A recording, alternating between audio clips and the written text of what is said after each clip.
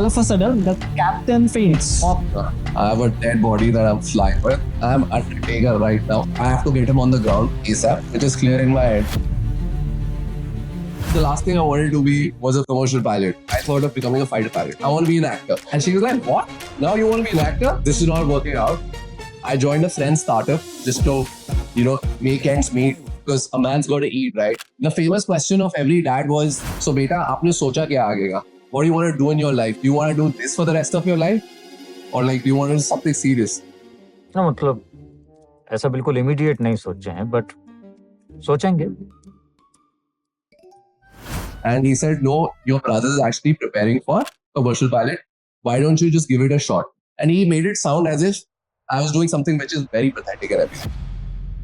I took about 11 months to finish my flight training. That's awesome. Yeah. 11 months is literally a miracle in India. I think one of the great advantages that I have had over other students was I cleared my DGCA exam before. I cleared all of them in first attempt, except I saw the people answering and I was like, hey, they've answered a different question. Like you could see the screen, right? And that's when you feel, why are they marked B and I'm marked C? And then you start questioning your option. Guys, this is a pro tip for your upcoming DGCA exam. Never change your marked answers. There was a day when my dad told me to buy him a trackpad. Can you just go and buy me a trackpad? I said, sure. And he thought that I had certain savings in my account. Even I thought that. I went to the store and I gave him the card. He said, I think this card is not working. I said, try this card, bro. I gave him this card. Transaction declined. I said, now try this card. Transaction declined. Now these guys are looking at me. That walk of 10 meters kind of made that shift. This is the last time I'm asking for it. I'm going to get serious. I'm going to do something with it. And that's when I started creating content. Like I said, always fly the aircraft. What is the maximum you have received in a month? I have received enough. Enough.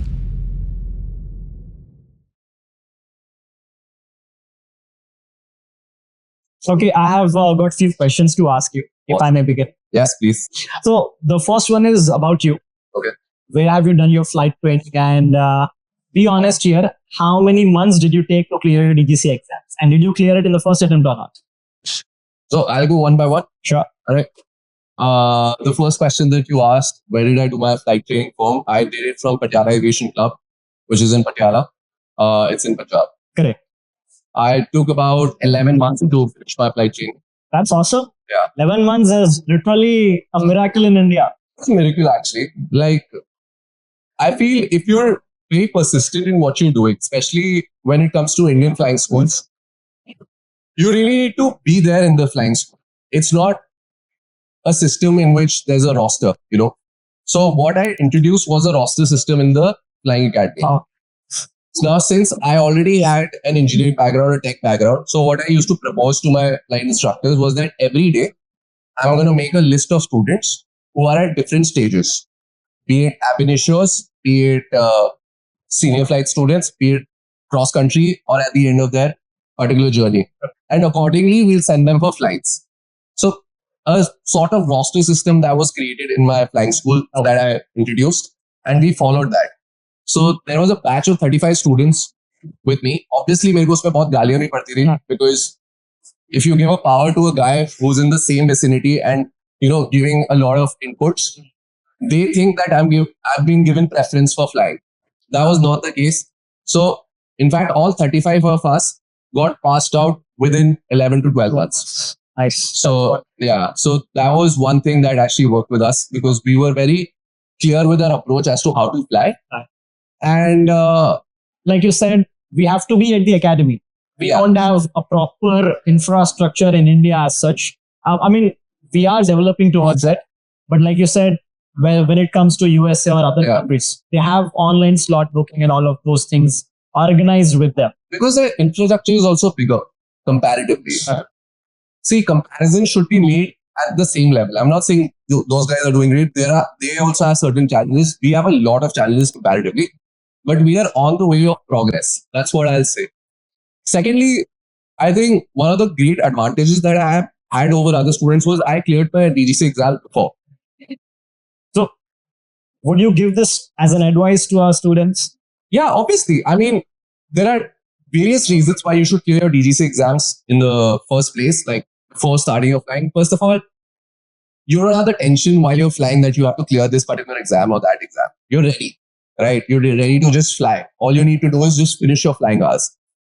Secondly, you're much more confident because you already know the skills what you studied in your CPL papers. I've seen a lot of people in the middle of their flying training, they'll come back and then rewrite their exams. So what is happening in turn? They're losing out on time.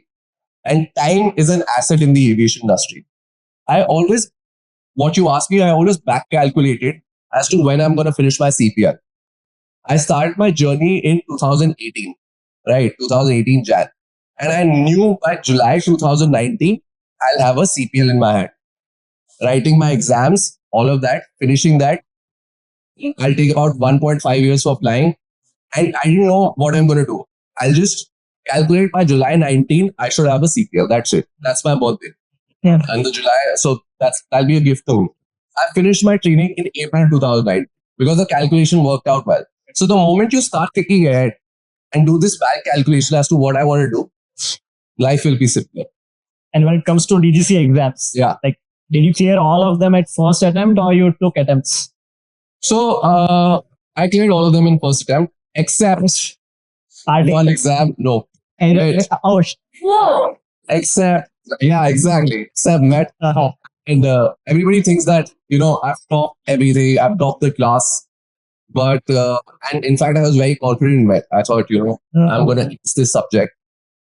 But unfortunately, I'll be very real with you. Met was the subject that I cleared in the second time.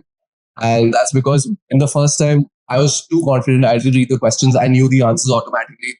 I saw the people answering. And I was like, hey, they've answered a different question. Like, you could see the screen, right? And that's when you feel, why have they marked B and I marked C? And then you start questioning your option. And then I changed my answer. Another biggest mistake. Never change your answer. Even if it's wrong, if you know it's right, trust your instinct, trust your knowledge, mark that answer. Guys, this is a pro tip for your upcoming DGC exam. Never change your marked answers. Yeah. Especially when you're, the side candidate is suggesting you some other answer. Trust what we have taught you. Keep that trust in us and go with your answers. Yeah. That's how you have passed? English. Yeah. Unless you've not studied, then by all means, see their answer.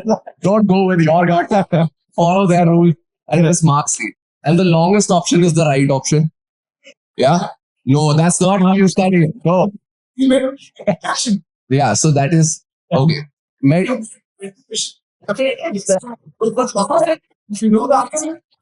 Okay. So my option was, if I'm confused, I'll mark C. C stands for confused. Yeah. So I'll mark C. And usually C, and I'll say Jai Mata Di, and then I'll mark for every question. That's how it was. So yeah, that was actually an advantage because I cleared all my DGC exam. How many months did it take you to study the subjects and clear the exam? 3 months. 3 months? 3 months of rigorous preparation. Like, I had no choice because I started my journey a little late. Okay. I was 24. There were people who started their journey after class 12. Yeah. So I have no comments on that. Yeah. But so many single ladies here, if they may know your age. Right now? No. I'm just kidding. Oh, okay. I can share. Yeah. So how old are you? I'm 31. 30. Yeah. All the single ladies in the house. Yeah. So this was your DGC exams. Yeah. Now tell me, what was the most challenging part during your flight training? Was it the first solo? Was it the cross countries? Was it the instrument flying? Yeah. So what was it? I think getting up early in the morning was a challenge. That was a challenge because what used to happen was we used to get in the flying academy and there were girls and the preference was given to girls. For some reason, in the Indian aviation industry, the preference was given to girls. Is it still the same because they will be feeling happy about it? No, that's a great thing. No, that's great. But like we used to get up at like 5:36 and wait for our turn to fly. And there was a girl, good girls, they used to come at 9 a.m., 10 p.m. Aram se they are rested. And the first thing that they do, they'll fly. So we were waiting.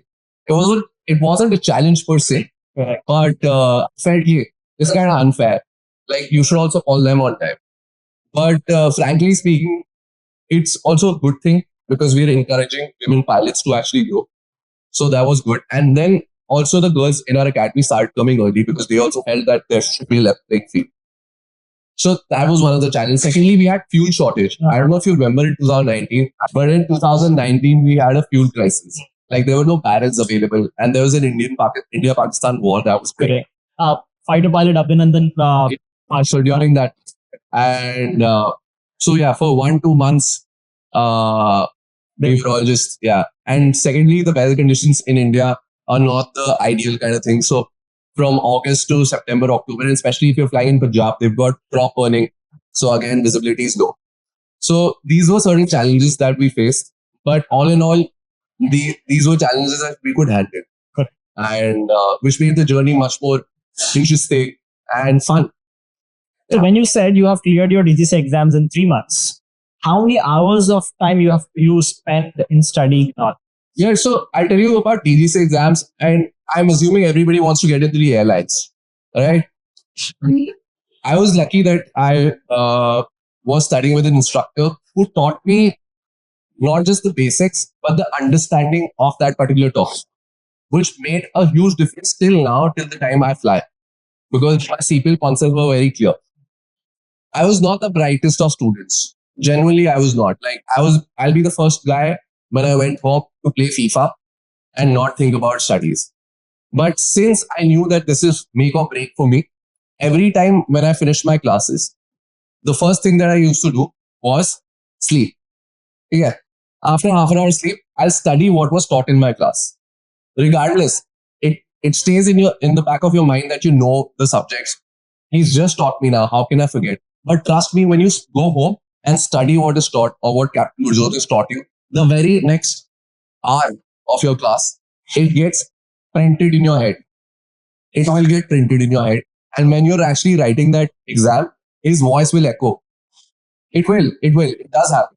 I thought it was hoax. So every time, whatever class that was taught to me, so let's say they taught me convergency, I'll come home, I'll do the same questions. I'll not go for any material. I'll do the same question that was taught in my class. And then it will be in my mind for good. Right?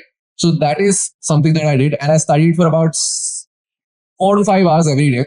So apart from attending the classes, you have self-studied for 4 hours. Is that so what you're saying? So self-study, yes. Self-study for 4 hours. And then 1 hour I'll teach people. So I feel group discussions were great. Because, so what used to happen, I used to learn a topic. And I used to be like, hey, Jatin, I'll teach you this topic. And even if he doesn't want to learn this topic, I'll teach it. All right, I'll force him. Then he'll be like, bro, I don't want to know this. And then he'll ask me questions. Those questions will enhance my understanding. So that actually helps. So self-study and group discussion. So you mean to say maybe 1 or 2 hours of lectures every day and 3 hours of self-study and discussion among your friends. Roughly 5 to 6 hours you were involved in studying throughout the day. So my classes started from 8 o'clock. 8 till 3 o'clock the classes were. Okay. Out of which we, now you can do the maths, 4, 5, 6, 7 hours of coaching class. Then from 5 p.m. I'll sit down and study 5 to 7, 3 hours. Then at night. So 5 to 6 hours are more, however, beyond the 7 hours that were in my coaching. So literally his entire day, either he was in the academy studying or he was at home self-studying and discussing among his friends. That is how you can finish it in 3 to 4 months. Otherwise, if you think only listening to the lecture is more than enough, you will go home and chill. If you chill now, later you will regret. If you put your efforts now, later you can chill. Later you can chill like Captain Ravish. You can see him on Instagram, roaming around the world, traveling, chilling, flying, and doing his dream job. If that is what you want to be, then you have to put efforts like him. So, Paji, next question to you. As you mentioned, when you started your training, you were 24. And then every student has this confusion or this overthinking loop in their head that right after their CPL, will they find a job or not? What will happen next? So even during the training, rather than enjoying the training or rather than being part of the process, we end up being in that loop where we are overthinking about what is going to happen next. Will I find a job or not? Did you have the same question in your head while you are undergoing your training? Yeah, sure. Yeah. So, see, like I said, the last thing I wanted to be was a commercial pilot, right? After college, so I did my engineering from Manipal, and after college, I got placed for a software company called as TCS and UST Global. I got my joining letter and everything. Everybody in my family was happy that, my son is one in life and he's gonna be settled. But that's not what I wanted to do, right? In the end, I spoke to my seniors and they said it's just 9 to 5 and all of that. So that wasn't my calling per se. So what I did was I thought of becoming a fighter pilot. So my father was a fighter pilot, and I thought, I don't like this. So I wrote the AFCAT exam. I cleared the written. I went for the interview. I went for the SSB and I got conference out in that. The reason why I got conference out is a funny story altogether, which we're going to talk about. So eventually, when we were coming back, a friend of mine told me that, you got a nice voice and I think you should be an RJ. And, Amitabh Bachchan and Shah Rukh Khan also didn't clear the SSB. And They're also tall like you. yeah, so I was like, hey, you know what? You're right. So I was very confused at that point. So I straight up went to my mother and, I said, I'm sorry, I didn't clear the SSB. And she said, okay, no problem. And, we can work this. So I said, I want to be an actor. And she was like, what? Now you want to be an actor? So I said, yeah, what's wrong? And she said, no, like she was very supportive. And she said very supportively that, how many people go to Bombay just to become actors and you think you're good enough? And I was like, this is my own mother motivating me, supporting me Yes. to become an actor. So I was like, thanks, mom. Like, this is just the kind of motivation I needed. But eventually, she only enrolled me to a theater class, which actually helped me improve my soft skills, which actually work in the airline. So I did a lot of theater. Now, in theater, you don't get paid that much, right? For a play, you'll get about 250, 500 rupees. And if you're a lead actor, you'll get probably 750 and a samosa with it, right? Now, that's not okay to... I had a girlfriend back then, and you can't just tell her, Seven. I've got 750 rupees, let's just have tea or something. You're like, the worth of my socks is more than that. So I was like, fine, like, this is not working out. I joined a friend's startup just to, make ends meet because a man's got to eat, right? And since I was an engineer, we used to make building softwares, order online portal, and websites for restaurants and cafes. So we did that for about 3 years. This is all during your engineering or post-engineering? Post-engineering. Post-engineering, you have done all of these things. Yeah, so the pilot was never in the equation. Now it's about to come because the famous question of every dad was, so beta, aapne socha kya aage ka? What do you want to do in your life? Do you want to do this for the rest of your life? Or like, do you want to do something serious? And I was like, hey, I'm earning. I got myself a car with that money. So I said, I got myself a car. I'm doing way better than everybody else in this family. And he said, no, your brother is actually preparing for commercial pilot. And why don't you just give it a shot? I said, no, Papa, I'm doing this and that. But at the end, it's not your company. And I think you're investing yourself too much. Just give this a shot. If you don't like it, continue what you were doing, selling softwares, making softwares, what you were doing. And he made it sound as if I was doing something which is very pathetic and everything. So I said, okay, I'll study. Again, back to studies, engineering, I hated it. But then my brother was studying with me, so we had this competitive nature. Now, our age gap is a little less, and he's also pilot flying with the same company. And he was very clear with his thought process that after engineering, he also did engineering. After engineering, I'm going to be a commercial pilot. Right? So in this 3 years, when I was doing all of this, he was doing his engineering, and now we were studying together. So that is your elder brother? Younger brother. Younger brother. So now I have to study with my younger brother. I have like him.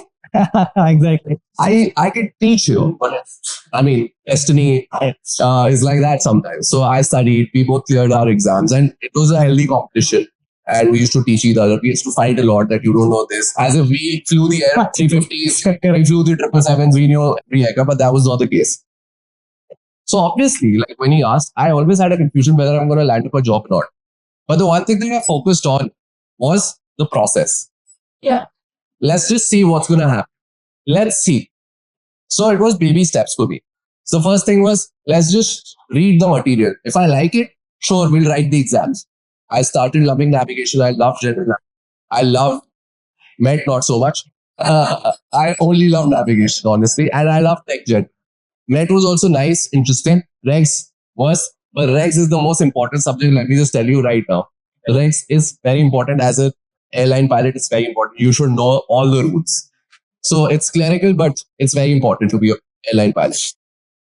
And how about there is one thing going on where if in case you want to do your flight training abroad, you'll just have to study 3 subjects, clear the DGCA exams. That's a bare minimum requirement for getting your training done in abroad. So what people are doing is just studying navigation, regulations, meteorology, and then going abroad, getting their license, coming back. Now they haven't studied RTR. Maybe they have cleared the RTR as well, but they haven't studied engine. Okay. So tell me, with the airline perspective, how important is the knowledge of tech gen? Does it seriously matter, or it's fine if we don't have much of a knowledge of tech gen? If you know a little bit, obviously you have an upper hand on it. But obviously, if you learn from abroad, they also teach you tech gen. Correct. Like they don't have a specific subject for it, but in their subjects, their navigation is a little vast, which includes technical gen. So they include all of that as well. So it's more or less the same thing. Here we have a different subject for it, right? A different subject, like a technical general subject, and then you have technical specific. Now the question which comes, DGCA tests you on something different and the airline tests you on something different. DGCA wants to know the right answer amongst the 3 wrong answers. That's what they want. The airline wants to know your understanding behind that particular question. DGCA focuses on recall. If you can recall that answer, what you studied, airline will focus on the depth of that knowledge. So right. Concept is what you have to be thorough with. If you know the concept, you'll be able to answer in that interview. And that's what they'll ask. Like if I ask you, how many they've cleared? Half of them, yes. Half of them are yet to give the nap. All right. So it's a very simple question. You don't have to, it's just common sense. But it's a question that is asked in airline. And if you don't know it, trust me, a lot of airline pilots also do. So you don't have to feel hard. I'm not putting you on the spot. It's not for anything. But a very good question that has been recently asked, on a high altitude elevation, when you have a hot day and your aircraft is heavy, what are the factors that are going to affect your takeoff performance? Simple. Stalling? Okay.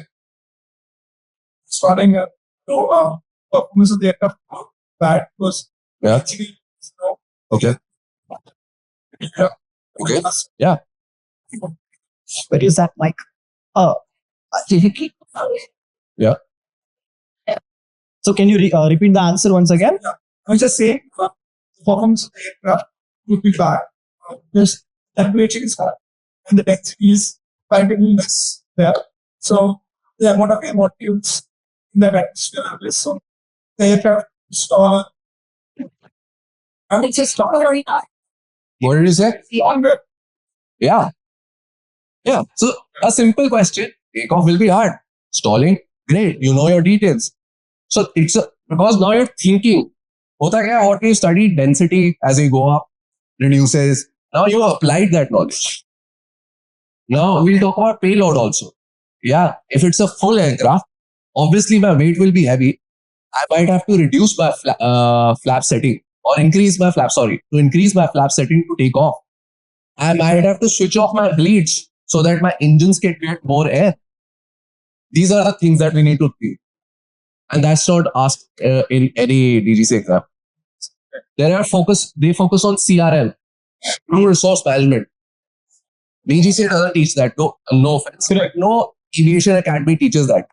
How to utilize your people in the case of adversity or emergency.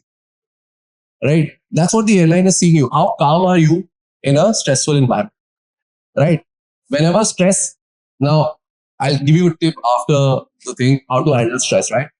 Now, when you're stressed, your thinking gets clouded. Why does that happen? Because your cortisol levels increase. Why does that happen? Because you don't know what to do. Why does that happen? Because you're not prepared. That's the main reason. So ultimately, it boils down to how well prepared you are. Obviously, nobody knows the aircraft 100%. I don't know the aircraft 100%. But this attitude of striving to know it every day is what's fun about it. Right? So yes, I mean, I was confused of getting a job, but I knew that if I prepare well enough, one day or this like is second. Also, like you got your license in 2019. Yeah. You have completed your training in 2009. Yeah. And the next thing was the COVID. Yeah. Or did that add additional stress to your entire planning? Obviously, yeah. That was a very difficult time for me. Oh. So I've never really come out like this, but I'll be honest. So I got my license on 13th May 2019.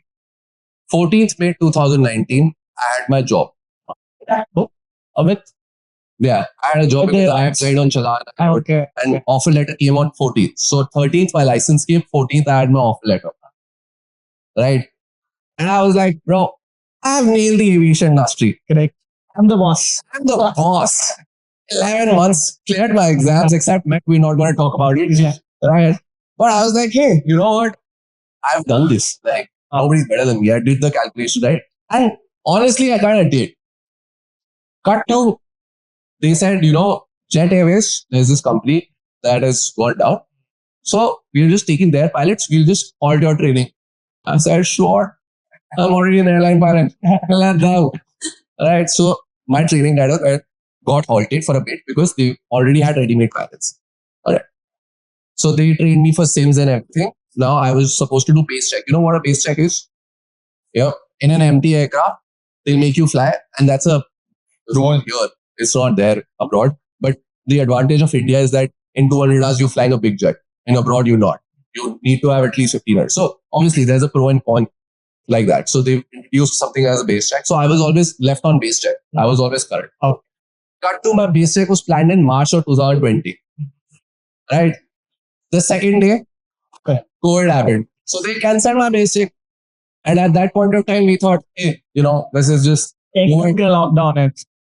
हफ्ते का होगा अभी 6 महीने हमने वैसे ही chill किया और 6 महीने चिल कर लेंगे है ना सैलरी वैसे कुछ आ नहीं रही थी मेरी I was not earning a lot or anything so I was like okay let's just do this that one day turned out to be 2 years 2 years I was sitting on ground now what's the point of having a job then I saw my peers I started teaching Captain Gurjot I started teaching because I wanted to be close to my roots and aviation subjects. So I started teaching automatic. I learned a lot and I cleared my ATPL exams in that. No coaching, nothing because I started teaching and obviously the syllabus of CPL and ATPL is the same. Almost the same. I was like, okay, they'll start. Now, the lockdown went off and everything. Now the 2 Max crashed. No. I was like, okay. First, Jet Airways crashed. Correct. COVID happened. Then Max crashed. At that point of time, I was like, oh my God. I went to my dad. I was like, I don't want to do this in the first place. Yeah. Like I was doing so well. Now I don't have money. Like there was a day when my dad told me to buy him a track bag. Right. And he said, I'm going for a boys trip.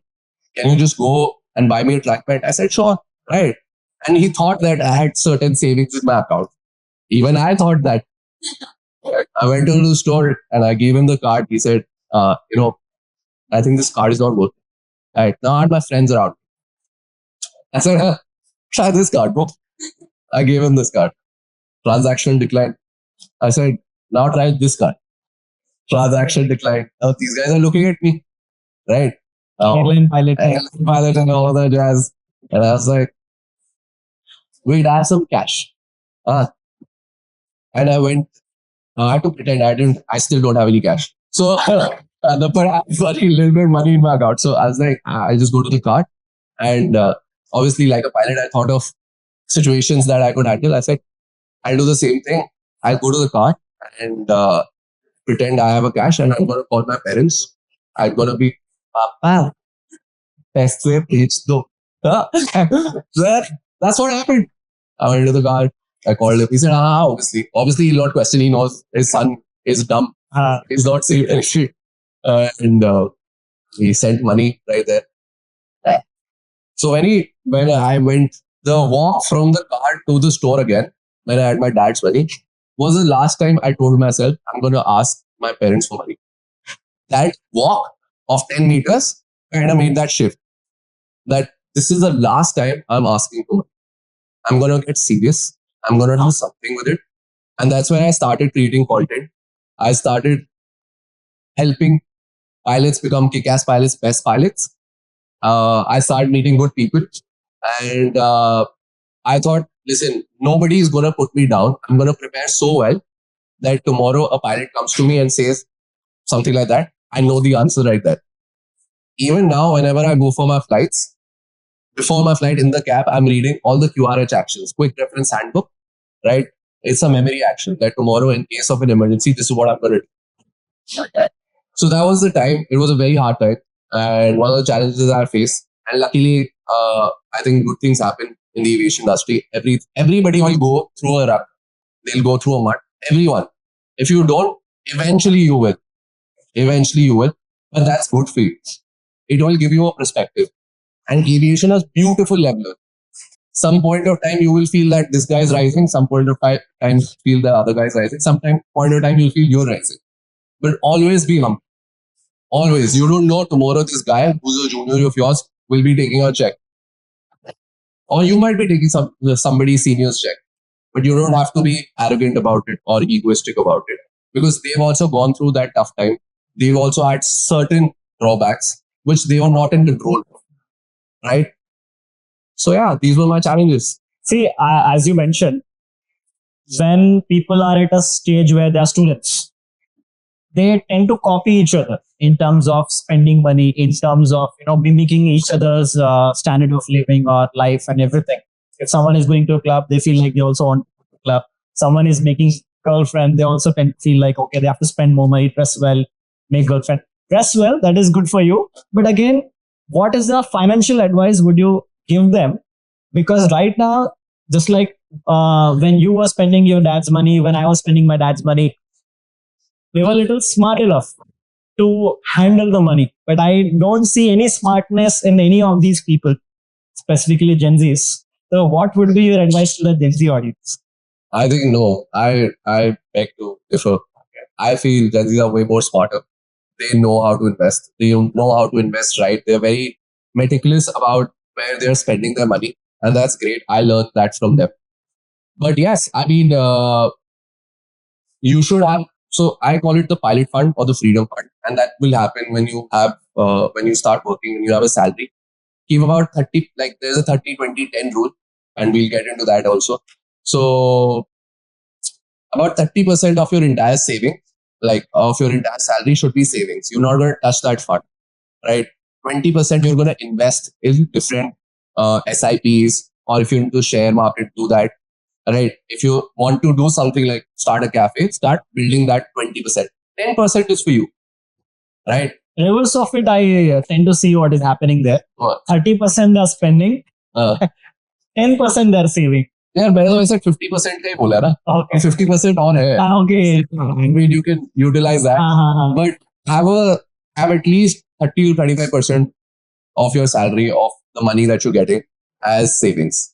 And eventually you'll see it compound, and compounding helps those who are patient, right? There was just a small anecdote I just want to bring up. There was this pilot, he was a senior, he's very senior to me, and before I joined the aviation industry, I knew him, and he joined the airlines, and I used to look up to him. And the moment he joined the airlines, he bought himself a Jaguar. What a car. I was 21, 22 at that point in time. I was like, ye mera lakshya hai. Correct. Hrithik Roshan ne bola, that's Tiger Hill. Yeah. I was like, this is my lakshya. This is what I wanted. He was a yeah.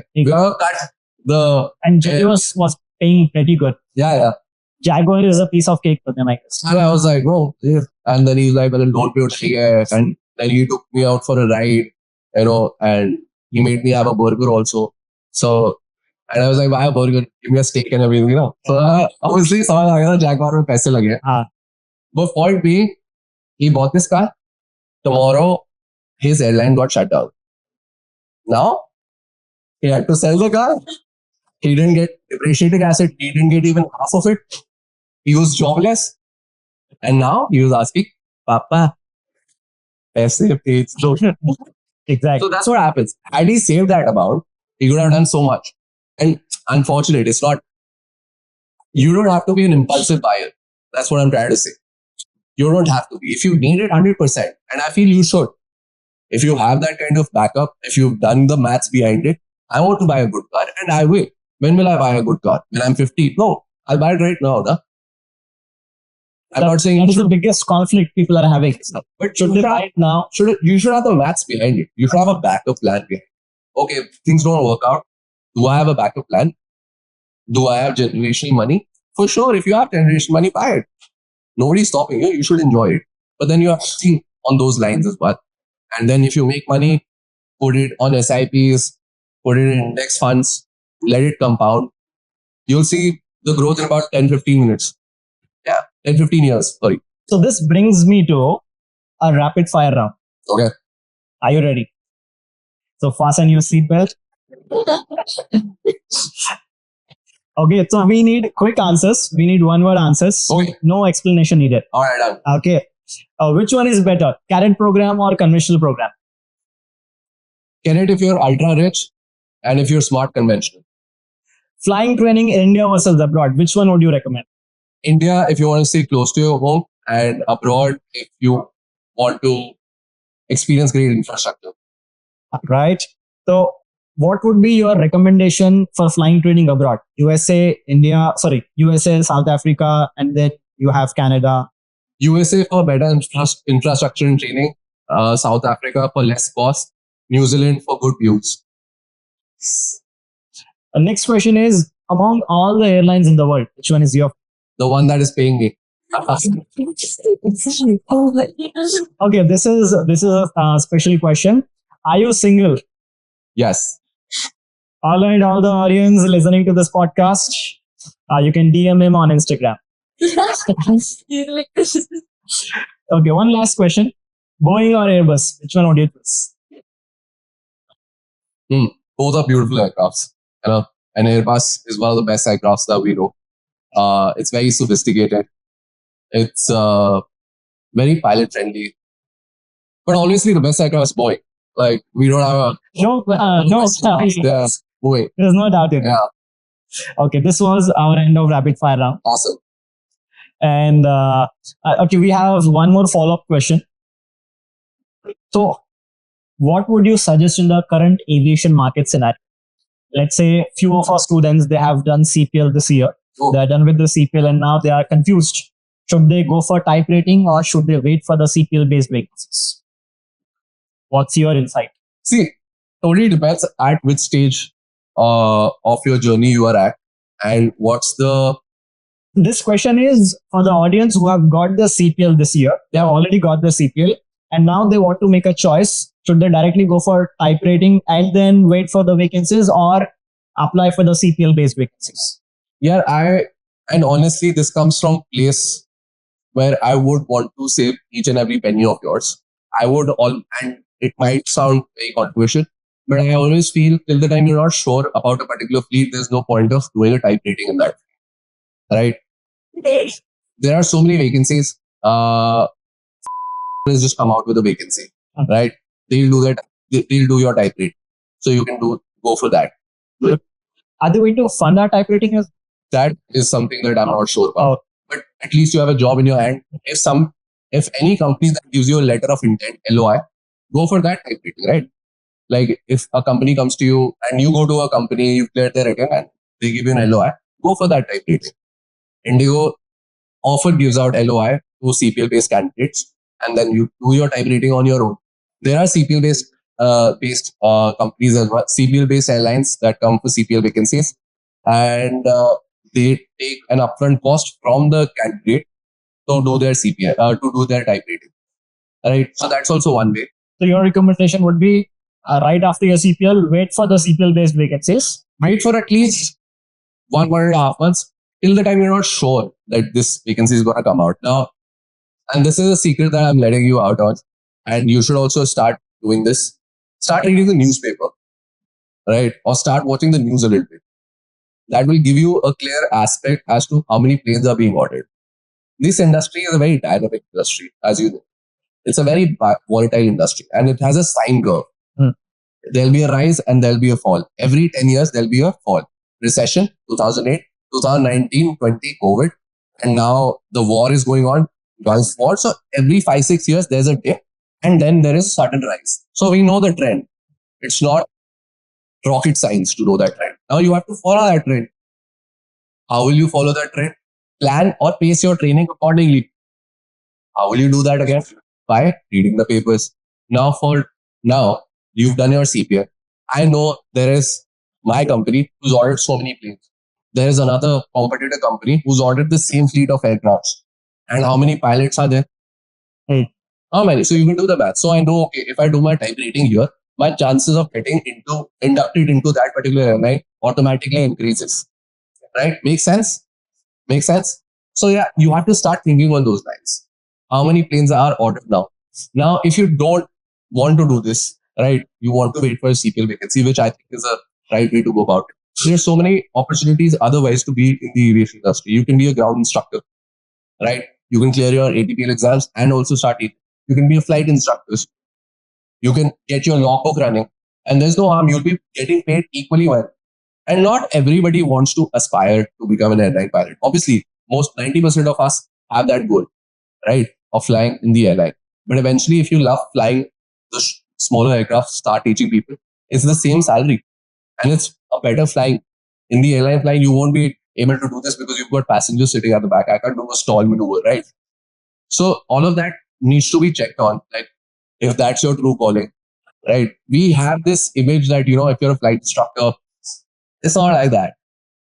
Both are equal. In fact, a flight instructor will have much more better hands-on flying than an airline pilot because he's doing that every day in, day out, teaching people. He has that patience. He has that maturity. He or she, right? So we shouldn't look down upon them.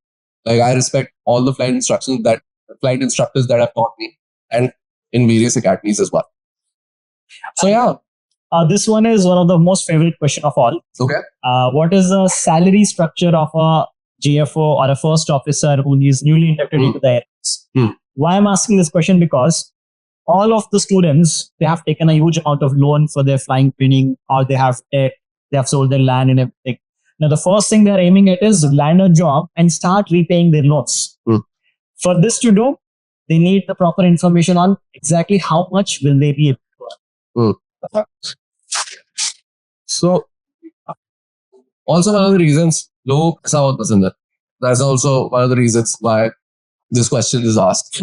They think that pilot salaries are very handsome salaries. It used to be at one point. It is still not a bad profession to be in. It's a very noble profession. But I feel the salaries will be increased eventually because of the demand of pilots. But at the moment, it's not the best kind of salaries that we're having. Now, when you're inducted, every airline has a different structure. Some hire directly as a first officer, some hire as a trainee first officer, some hire as JFO. All of these are terms. Either you're a first officer or captain, and then in captains, you're an LTC, TRI, DE. And in the first officer line, you're first officer, senior first officer, trainee captain, and then captain. So it totally depends on which slabs that you're at. Now, let's say you guys are joining right now. You'll be getting a stipend initially till the time you're not released. You know what released means? Okay. Your basic and line training is done. Yeah. And your SLF supervisor. So when you're released, that means you're flying without, like, your license is on the stake now. You're flying a passenger aircraft with a captain. That means you're flying on the line. Before that, you'll be trained to fly like that, right? There'll be training done. So you're a trainee first officer. After once you're released, you're a first officer. In certain companies, after 1,000 hours and having an ATPL, you get 3 stars. So different airlines will have different conditions in order to call you a first officer, senior first officer. But initially when you join, you just have a stipend. Now that stipend varies from 50 to 75,000 initially per month. And how long we are going to be at that stage? Now that is a question. Totally depends on the airline. Some airlines do it in about 6 months. Some airlines do face certain issues like aircraft delivery is an issue, or hiring is an issue, or trainer requirement is an issue. people should be there to train you also, right? So there are certain issues, but in all scenario, keep a timeline between 8 to 14, 15 months after joining the airlines, you'll be released. 6 months to 1 year is the period where they 6 months to 1.5 years. 1.5. So that is where they'll be serving as junior first officers. They'll be receiving a stipend, just 50 to 75,000. And later, once they become the first officer, So it starts anywhere from 120 to 170. 1 to 1.7 Yeah, per month.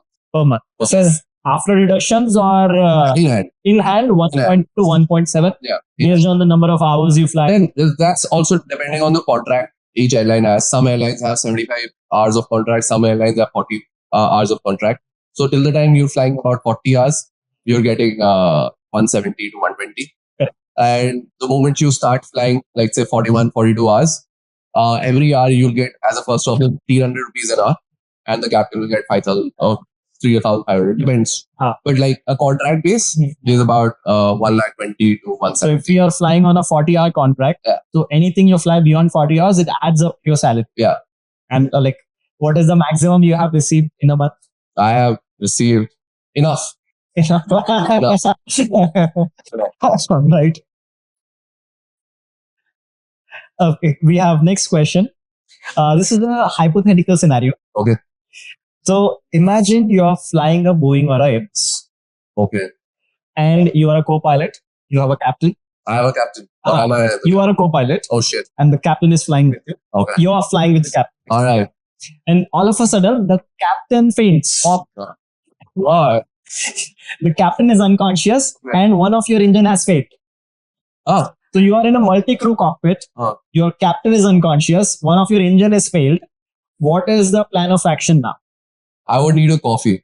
No, but Yes. my first action would be to make sure and when has this happened? That's the question. You are cruising basically. Cruising. Cruising mein hi you are facing all the All right, challenges. not at takeoff. No. Yes. All right. So So now the main question is, the captain is unconscious. Will you as a co-pilot be able to handle that multi-crew cockpit? oh yes. And also because you have an engine failure, what would be your plan of action? Very good question. Very good question. And these are the questions that we should think about. So the question is amazing. The first thing is I'll recheck if he's really fainted. Right? There are different type of consciousness. It could be acting also. Subtle consciousness and actual consciousness. Right? So subtle incapacitation. That's what we'd say. Yeah. In subtle incapacitation, he's still getting up. Probably he's just fainted. And obvious incapacitation, that means he's gone. I have a dead body that I'm flying with. I'm undertaker right now. Yes. That's what's the situation. Correct. And now also I have an engine failure. Engine failure. Yeah. Yes. Wow. So the thing is, first I'll verify if he's actually obvious incapacitation or subtle incapacitation. So I'll probably tell him how you feel. If he's not responding, then I know, hey, he's going down. Let's make it worse. It's obvious incapacitation. I'm sure now. Like, I have to get him on the ground ASAP. And also I have an engine failure. In both the situations, I have to land ASAP, which is clear in my head. Right? Now I see what's my aircraft configuration. It's already in automation right now. I'm cruising. That's why I asked you which phase of flight am I at. He said cruising. Automatically the workload is reduced because in cruising, your workload comparatively reduces than takeoff and landing. But now I have a situation, so obviously it increase. Right? So the first thing is I'll check his pulse and everything. I'll check if my aircraft configuration is on automation or not. If that's the case, then I'm gonna start. I'll go to the cabin crew inside. Right? I'll tell her that please check if he's okay.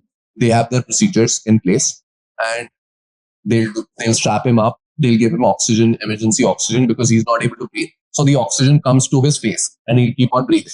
Right? And then they'll strap him up in a way so that he doesn't fall down on my controls, which is very important, right? Then I'm going to ask her if there is a doctor on board or are they pilots? Yeah. So I'm going to ask them. Correct.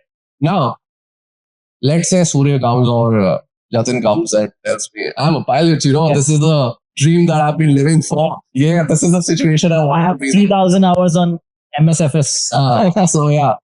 So, I mean, still better, but I won't call you. Right? I'd prefer a doctor. Yeah. Right? And either if they can lift him up.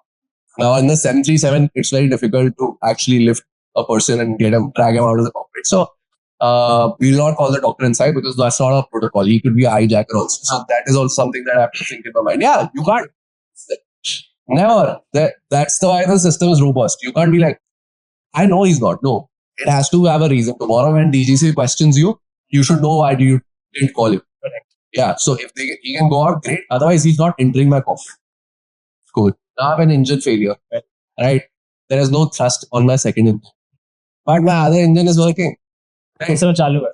Now my preparation, my knowledge says that this aircraft can fly on single engine. So I'm okay. My startle effect has reduced because why? I've studied this. So what I'm going to do is I'm going to run a trim for the live engine. I'm going to give that maximum continuous thrust, which is another thrust to that particular engine, and make sure it's at a level flight. Right? Then I'm going to come down to a particular altitude, decide my further course of action as to what I'm going to do. Now, there's this model called the CLEAR model. What model is called? Clear. It has an acronym. C stands for clarify. What does stand for? Clarify. So I'm going to clarify this. I have two problems. My pilot has died. I have an engine failure. Clarified. Then I'm looking out for options. What am I doing? I'm looking out for different fields. Right. So let's say I'm going to, which is our favorite destination? Manali. Manali to, chalo, Manali and Delhi. Himachal se, we're going to Jaipur. Right. Now we've got Delhi on our route. We've got Lucknow also, Jaipur also. Right. So I know, okay, Delhi is something that I can go. It has multiple runways. So the first thing that I'm going to do is I'm going to call for a Mayday. Why Mayday? Emergency. Why not a pan? Yeah, my pilot is right. It's an emergency. I need all the assistance now. Right? So my first call will be Mayday. Right? So again, repeating the C part, clarified these two problems. I've given a Mayday. Look out. I've seen Delhi as my alternate field. Right? Why? Because longer runway, operational requirements are meeting, commercial requirements are meeting. Okay? Assess. Now I'm assessing myself. So assess as to what I need to do next. Right? I'm going to tell them that, okay, I have to do a flash 15 landing. Right? So I'm going to do that particular checklist, but also my priority is to make him land. Right? So now who's going to read the checklist? Who? The lead cabin crew who you can. But she doesn't know. Right? She doesn't know. That's why I need an ACM also on board. Na? If they're not that, then I'm going to tell them, just read this. She's going to read this. Okay, engine failure, not normal checklist. Yeah, keep reading. She's just briefing me. I have to fly the aircraft. I can't always fly the aircraft, guys. Always. Yeah, whatever happens, you're flying the aircraft. Navigation, RT can be done later. And that's with life. Always control your life first. Yeah, if you are safe, everybody's safe. So that's going to be my first thing. So she's going to read the checklist. Until that time, I know I'm descending. I'm going to prepare for my Delhi arrival. I'm going to choose the longest runway. And I'm going to tell the ATC, I need doctors or medic on board when I arrive. I'm going to stop on the runway. You need ambulance and you need the fire extinguisher. I'm going to stop on the runway. Entry is going to be made by this pilot. Operations are going to be stopped. And I'm going to control my engine accordingly. I have planned for my engine failure. Now I'm going to tell her to read my descent checklist, approach checklist, all of that, which will be covered in that checklist. Right? Whatever she's doing, I'll be doing that. Okay. So my assessment is done. Evaluation, CLEAR, spelling. Yes. Clarified, looked out for option, evaluated what I'm going to do, assessed it, and review it. R is review. I'm going to review each and everything. And I'm going to keep reviewing it. Okay, I've done this. Anything missed. Also, then, if I have time, I'm going to tell the cabin crew, obviously she's inside. The nature of an emergency, intentions, what I'm going to do, time to land, and any special briefings. So, what I'm going to tell her, this is called NITS, what I just said. Nature, intention, time, and special briefing, which is given to the cabin. So, I'm going to tell her, nature, you already know, we also got an engine failure. Intention, I'm going to land in Delhi, landing in the next 25 minutes. Special briefing, obviously, left door khulna because my engine is not working there. The carts will come there and we'll go. And I've already told them, get another pilot for taxi and we'll drop the passengers there. Right? So all of these things will be in my mind I'm going to plan everything in order to make sure that I do a dual automation approach, right? When I'm landing, I don't want to land. I'll make it an auto land because why to do that? But now my engine is also paid. But because every pilot is studied, my plane can land on single autopilot also. Correct. Right? So my visibility is great. I checked the weather also. That is why I took Delhi. Jaipur weather was bad. Okay. Right? So all of these things you need to plan ahead. And that comes with Claire. Okay, Claire, okay, look out for what? Delhi, Jaipur. Let's check the weather for Jaipur. Jaipur says visibility is 3,000 meters. Delhi says visibility is 5,000 meters. RVR required for me to land in Jaipur is at least 5,000. For me, for the captain, for me. So I know, okay, Delhi is the option and Delhi has more runways also. Right? I'll be given much more priority. So I'll choose Delhi. Moreover, it has an ILS approach. Type of approach is also ILS. Over there's a VR approach. Do you know what VR ILS is? Yeah. So ILS, less workload. It's precision approach. VR approach is Losses. why to do that? When I have an emergency, let the plane do it, no? And then I land. And then with Captain Gurjot, I'll sit having a paper and we'll talk about this. Yes. So that's an amazing explanation because this kind of hypothetical situation comes to every student pilot. Yeah. They're always wondering, hey, what will be their plan of action when in an emergency? So it's well explained, guys. Thank you so much. So we have one last question to you. And this is regarding an advice to all the aspiring pilots. What would be your best advice for the students who are right now preparing for the DGCA exams and planning out what should be they doing in next 2 to 3 years? So what will make their journey of aviation easier? Yeah, I feel, like I said, always fly the aircraft. What that means, always control the controllables. Things which are controlled, you have control in your life, focus on that. You have a control to clear your DGC exams. You don't have a control to get into an airlines. What you have a control over, preparing for that airline. Right? You can do your best there. So you're controlling the aircraft. You're flying the aircraft and you're focused on what you can do. What you can't do, it's better for you. There is a saying, if things work your way, it's great. If things don't work your way, the God is doing something to make it your way and it'll be better. अगर आपके हिसाब से हो रहा है अच्छा, नहीं हो रहा तो और भी अच्छा कोई और कर रहा है. That's what I would say. And there are days when you feel kind of low. There are days when you feel like I don't want to do flying, this is not meant for me. But trust me, eventually it'll all make sense. So control the controllables. That is the best advice one can give. One day. Thank you so much.